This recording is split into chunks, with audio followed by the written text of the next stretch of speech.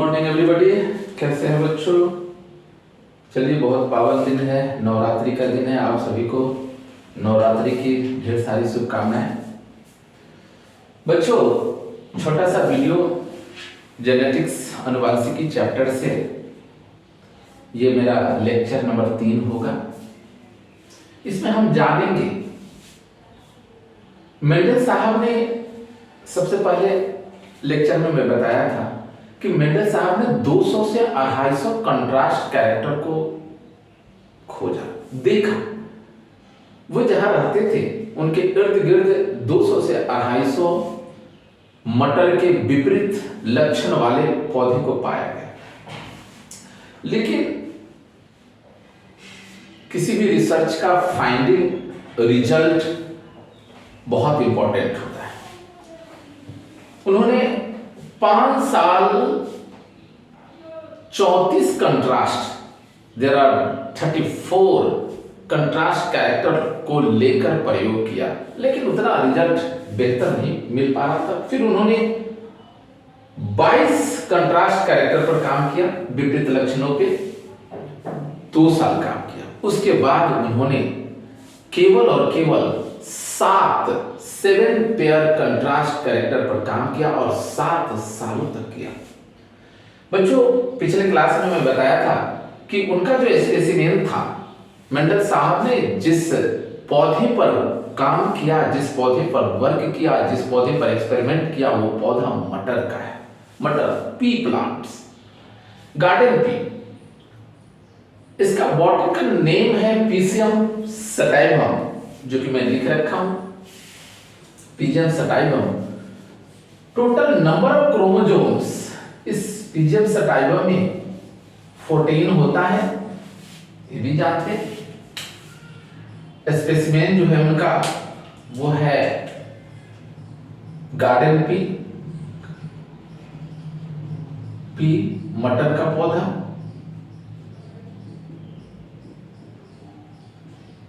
Botanical name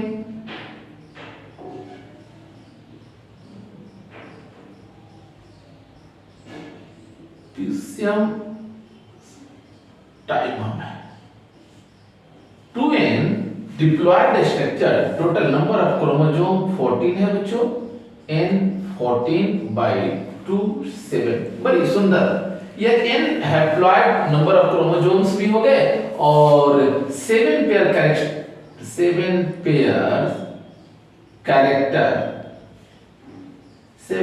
character उन्होंने लिया।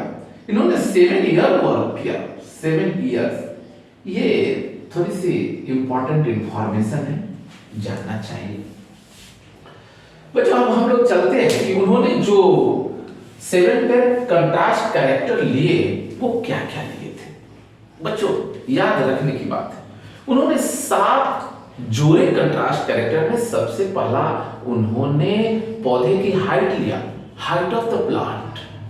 दूसरा, उन्होंने पौधे में जो फ्लावर्स थे उस फ्लावर की पोजीशन को लिया, पोजीशन ऑफ द फ्लावर्स।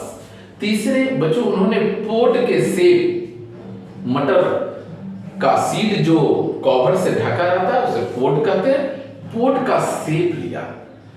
चौथे कैरेक्टर को उन्होंने पोट का कलर लिया।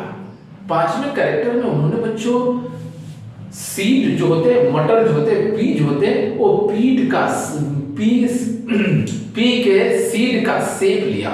और फिर छठे कैरेक्टर में बच्चों उन्होंने पी का सीड का कलर लिया और 7वां में उन्होंने फ्लावर्स के कलर के बारे में, जो कि मैंने बोर्ड पर लिखा। अभी मैं इस पर 1 बाय 1 चर्चा करूंगा। बच्चों, इसको भी लिख लीजिएगा। उन्होंने 7 पेयर कंट्रास्ट कैरेक्टर्स को लिया इन पी प्लांट्स स्टडी या एक्सपेरिमेंट बाय मेंडल। उन्होंने बच्चों 7 जोड़े कंट्रास्ट कैरेक्टर को लिया और 7 जोड़े कंट्रास्ट कैरेक्टर पर उन्होंने जो काम किया उसको हम एक सारांश के रूप में ब्लैक बोर्ड पर, व्हाइट बोर्ड पर देख रहे हैं। इसको जरा सा ध्यान कीजिएगा बच्चों। बहुत इंपॉर्टेंट क्लास है, याद रखिएगा, नोटेशन के साथ मैं बता रहा हूं। एक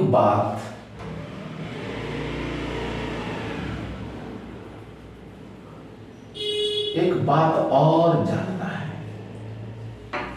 वो बात क्या जानना है जरा बता रहा हूं, इसको लिख लिया। पिछले क्लास में हम लोग चर्चा किए थे, एक बच्चे ने भी पूछा था, मैं करता भी, कि sir contrast characters, contrast character से क्या मतलब होता है? कंट्रास्ट का मतलब होता है opposite. The meaning of contrast means, ऐसे अगर लिख दूं,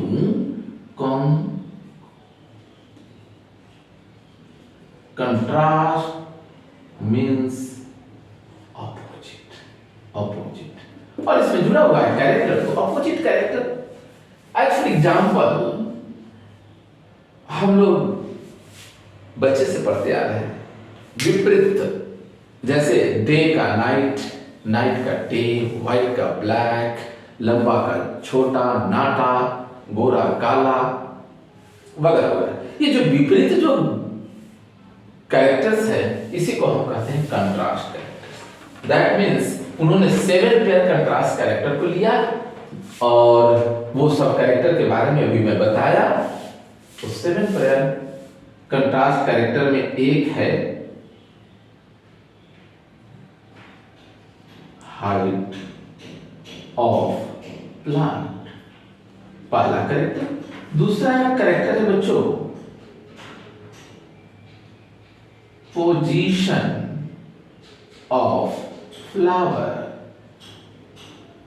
तीसरा उन्होंने लिया शेप ऑफ पोट। चौथा उन्होंने लिया कलर ऑफ पोट। पांचवा उन्होंने लिया shape of seed. Seed P का आकार, पी का आकृति। छठा उन्होंने लिया कलर ऑफ सीड, और बच्चों सातवां लिया कलर ऑफ फ्लावर, पुष्प का कलर। ये 7 कलर पर उन्होंने 7 सालों तक काम किया। ये बात दिमाग में रखिएगा बच्चों। एक बात है, ये हाइट ऑफ प्लांट की बात, तो हाइट ऑफ प्लांट उन्होंने जब क्रॉसिंग कराई, तो जिस पौधे को उन्होंने लिया, अभी मैं बोला हूं कि कंट्रास्ट कैरेक्टर को लिया, तो हाइट या तो लंबा होगा, या लंबा का कंट्रास्ट कैरेक्टर क्या होता है? बौना, यानी कि ड्वार्फ। बायो में बौना, ड्वार्फ, नाटा, ड्वार्फ बोलते हैं। तो हाइट ऑफ प्लांट यानी कि पौधे की ऊंचाई जो होंगे, या तो पौधा लंबा होगा या तो पौधा नाटा होगा। तो लंबा का कंट्रास्ट नाटा, या नाटा का कंट्रास्ट लंबा। यस, तो इस तरह से उन्होंने 7 पेयर कंट्रास्ट लिया, और 7 पेयर कंट्रास्ट में 14 कैरेक्टर हुए। बच्चों दूसरी बात, इसको जरूर नोट डाउन कीजिएगा। बच्चों उन्होंने एक बात और काम किया। उन्होंने कहा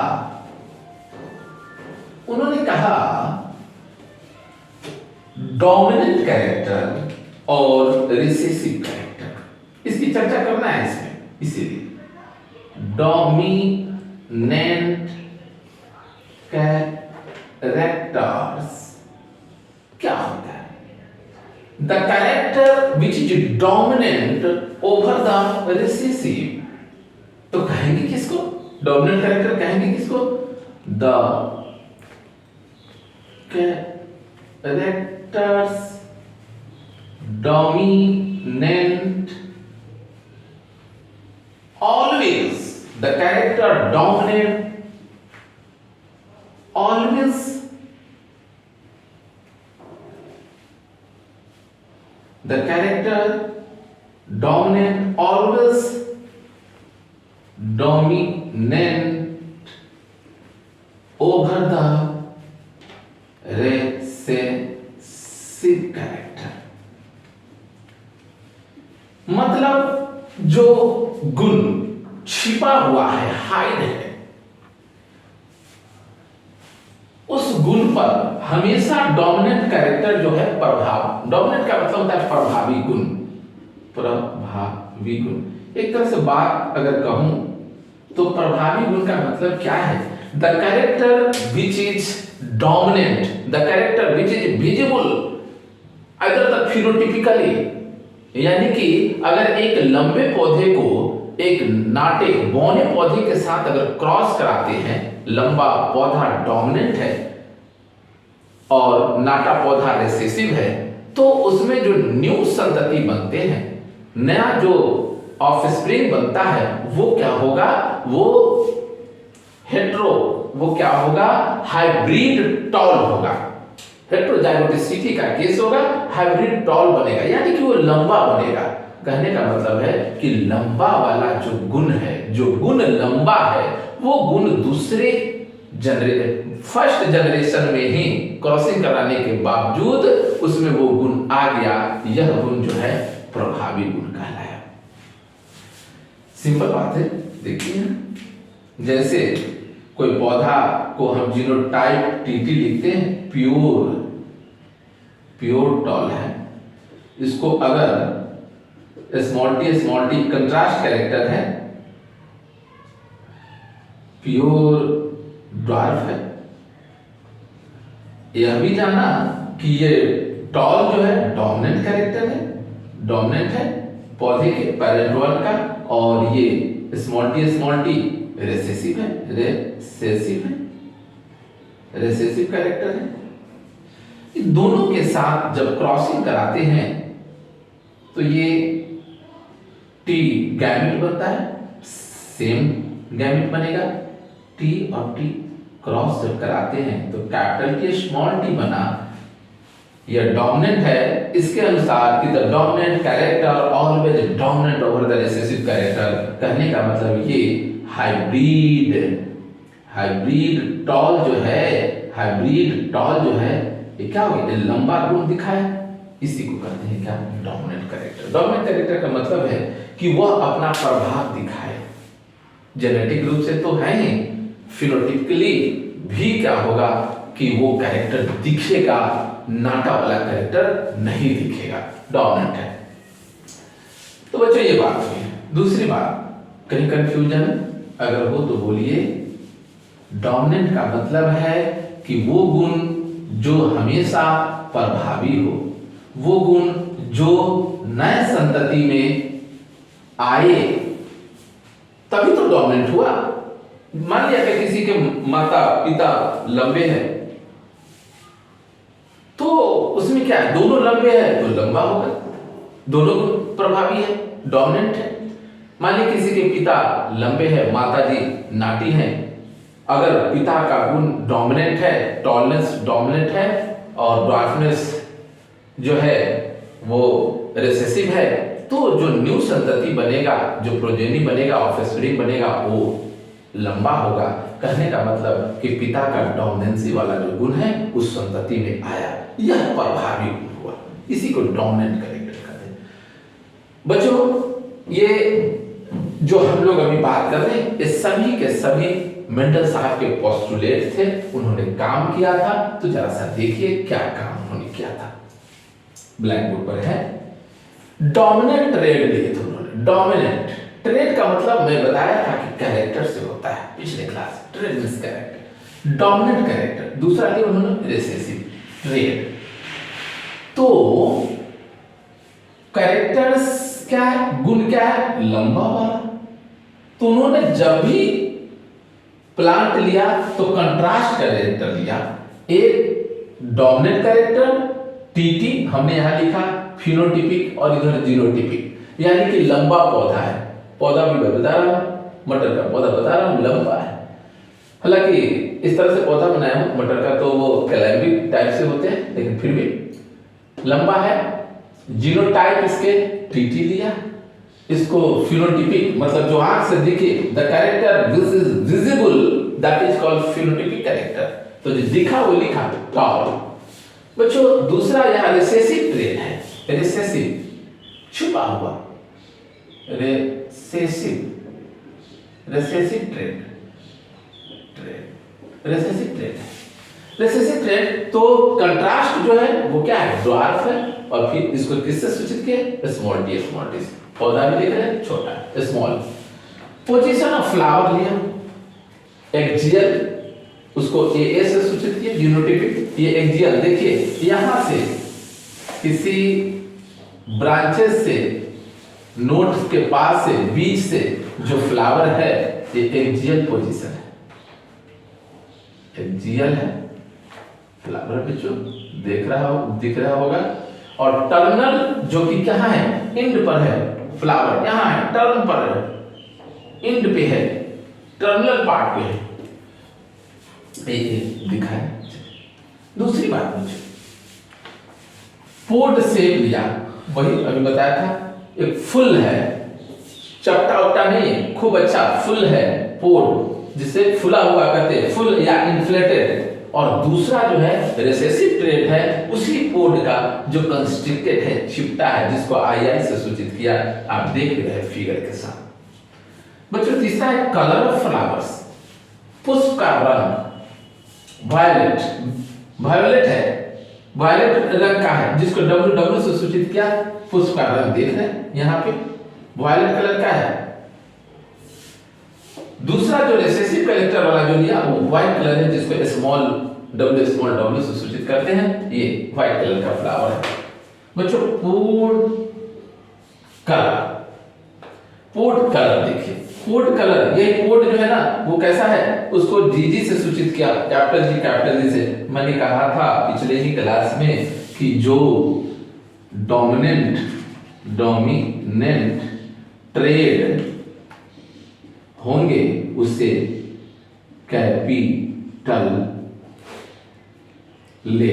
कैपिटल लेटर से सूचित करेंगे। किससे सूचित करेंगे, कैपिटल लेटर से सूचित करेंगे। इसका पोर्ट का कलर दूसरा येलो है, यहां मैं ग्रीन कर दिया हूं, हालांकि सॉरी रेड से, कलर नहीं होने की वजह से बच्चों ये जो है ना वो क्या है, पोर्ट का शेप येलो है, पीला है, समझ में, ये रेड होने से कंफ्यूज नहीं होना है। इसको स्मॉल जी से वहां भी देखे थे, जैसे कि डोमिनेंट ट्रेड को कैपिटल लेटर से सूचित करते हैं, where the recessive trait denoted by small letter से सूचित करेंगे डेफिनेटली। बच्चों सीड का शेप जो है वो कैसा भी है, राउंड, गोला। वो जो मटर जो होते हैं ना, मटर एक ये है कैसा, सीड का शेप राउंड, जिसको कैपिटल आर, जैसे ही कैपिटल आर हो गया, आपके माइंड में हो जाना चाहिए कि वो क्या है, डोमिनेंट ट्रेड है, डोमिनेंट कैरेक्टर है, राउंड में दिखाया हूं। ये क्या है, दूसरा लिया, सीड का कलर, सीड का शेप ब्रिंकल लिखते हैं,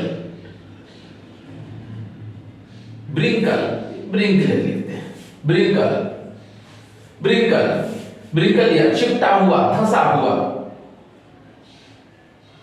इसको स्मॉल आर से सूचित, क्योंकि हम देखेंगे कि recessive trait always denoted by the small letters. ब्रिंकलेट ये फिगर के साथ बनाया, ब्रिंकल चिपटा है, ब्रिंकलेट चिपटा हुआ।